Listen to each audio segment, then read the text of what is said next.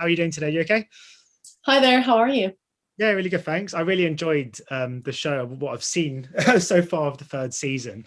I'm going to begin by asking kind of how you came to be involved in the girlfriend experience and what it was about this series or this franchise, if you want to call it that, that made you want to get collaboratively involved.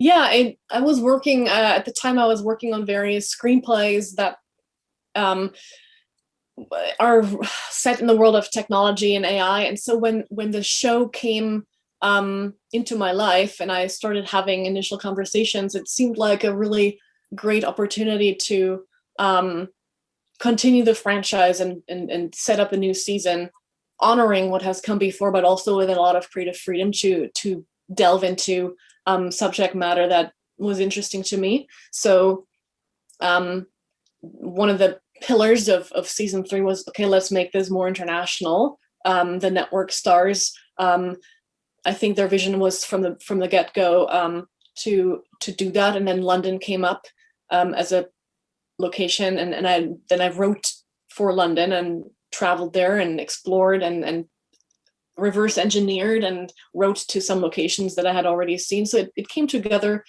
in a really organic process, and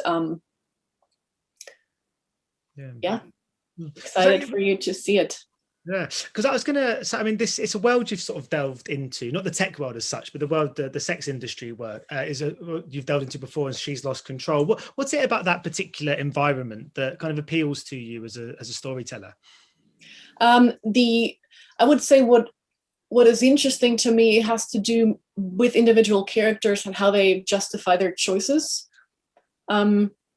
Naturally, there's going to be some overlap between my film and the show by virtue of both characters working in the sex worker realm. What I would say is different is that season 3 of the girlfriend experience has an impetus that comes from Iris, the protagonist, being a neuroscience major, and she works at a AI startup in London and comes to the table with a very specific interest, which is to go into her girlfriend experience dates with clients and essentially use them as an experiment to extract intriguing behavioral data from her clients, and then look at that data and take it over to the other side into the AI world. And then what happens with it, unfortunately, I can't tell you, but I think that kind of shifts the gravity into a very different arena that is very different from my film. But yeah, what was definitely a great way in for me was to remind myself with the franchise and also the film that Steven Soderbergh did, and that the franchise is based on, what they all have in common is a really non-judgmental look into this character, into their protagonist's world, and for each character to make their own choices that are based on free will. So that was a good starting place. Yeah, that was literally my next question, was the importance of the non-judgmental aspect of this. I mean, obviously that's kind of quietly empowering of the kind of the female protagonist, but it's also non-judgmental of the clients. That must be very, I guess, is that a very important thing for you, that there's no kind of agenda where this show is concerned? Absolutely. I mean, that was incredibly important to me because I didn't want to bring any judgment to it in terms of morality or gender or lifestyle choices or even financial motivation. None of that is of importance in season 3 of the girlfriend experience. What is important is how these people come to the table and meet one another, what their blind spots are, what their desires are, what their needs are, and why they're hoping to connect in the way they are. So if you look at that in terms of human motivation and behavior, it gets very interesting because it is almost an experimental setup within which one can come to the table and leave behind the rest of one's life and in a way perhaps be more honest about who we are and what's, driving us or what's scary to us.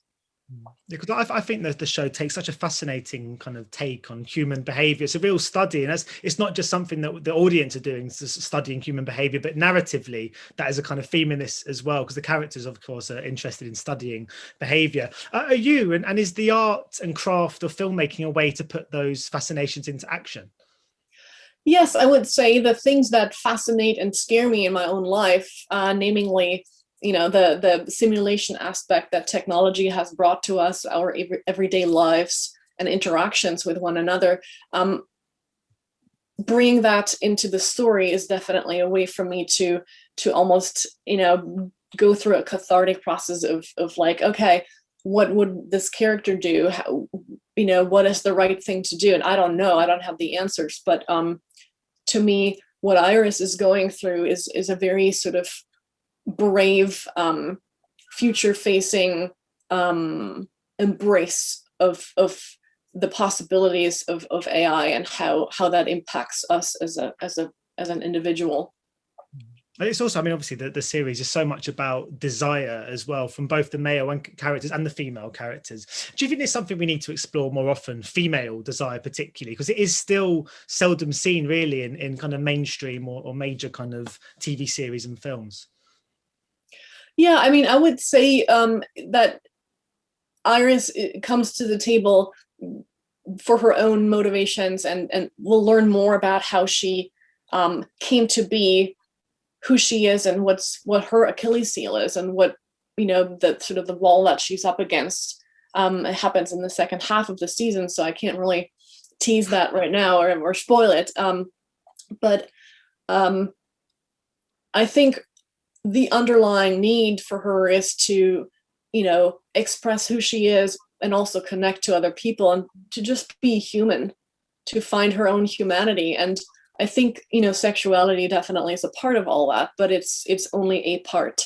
It's not, and the girlfriend experience is not, the season of it, I should say, is not, it's not so much interested in dissecting the female experience. It's a human experience that is explored here. Because I was going to, as you mentioned, with all the kind of the tech elements to this, conceptually, this is an incredibly bold series. I'd say by far the most of the three so far. I'm just wondering if you had to kind of fight to keep things your way in that regard, or was your vision just sort of trusted from the offset? Because it is a very, very ambitious show and tonally so unique, I'd say. Yeah, I think the franchise is so unusual in that it's based on an independent film by Steven Soderbergh, and then every season is its own story and world and tone. And I think conceptually season 1 and 2 are extremely bold and also very different from each other. So then that gave me a lot of freedom for season 3 to take it into yet another direction. So in that sense, the space to explore and to make it specific and very specific in tone that was given to me also from Starz, the network, was really tremendous. And I'm very excited for audiences to explore and find something new within the world that is continuing but also different from what has come before. Because I've interviewed filmmakers before who have taken on, let's say, a TV series for a new season that's where it was directed by someone else before, and they speak about the kind of pressure sometimes of trying to sort of stamp their own identity onto it, but at the same time remain true to the essence of what came before. But I guess with this, like you mentioned, there's so much kind of creativity in this series, and each series is so different from the next. Did you feel more of a freedom in that regard, even though obviously there has to be a kind of tangible similarity to previous series? In a way, I think it was the best of both worlds in a way, because I had these amazing guardrails from previous seasons, but then also within that tremendous freedom. So I think that has really enabled me to be bold with it. And that was actually one advice that Steven Soderbergh gave me before I even started writing. It was like, be bold and, you know, go for it. And you know, I'm very grateful and excited that we've come full circle on this. Yeah. I mean, Steven, I mean, he's such a sort of visionary as well in the industry. How involved is he on this? I know he's still got an executive producer credit, but is he involved in the kind of creative stuff at all, or is he just sort of there as a good phone call in case you do have anything to ask? Well, I mean, I obviously am, you know, intentionally very respectful with his time, but he is really the captain of the creative sort of world and first line of defense, or however you want to call it. Like, you know, when I finish the scripts, I send them to him, and he reads before anyone else reads the scripts. And that same with the edits. I mean, it's sort of a really luxurious, I should say, process and great beyond belief to get notes from Steven Soderbergh on the edits. It's like, wow. Yeah. And obviously with his partner Philip Fleishman in this, so I feel like I should just mention, because I'm related to Philip. Oh, that's so nice to hear. Yeah. But my final question before I do go is, I mean, of course, there's some great talents who have been involved from the offset, but in this series, I mean, we see a brilliant central performance from Julia. You must have been so thrilled to get her on board, because there's so much internally going on in that character, that there's so much required of your leading lady, and she delivers sort of emphatically in this series. Yeah, I mean, it was really like a bit like finding the needle in the haystack, I would say. We were looking at different people. I had seen Julia's work in The Affair and just felt it was utterly unique and so special and vulnerable and strong. And I thought that it would be really great to see what she would do with you know, with a role that would put her in every scene. I mean, no pressure, right?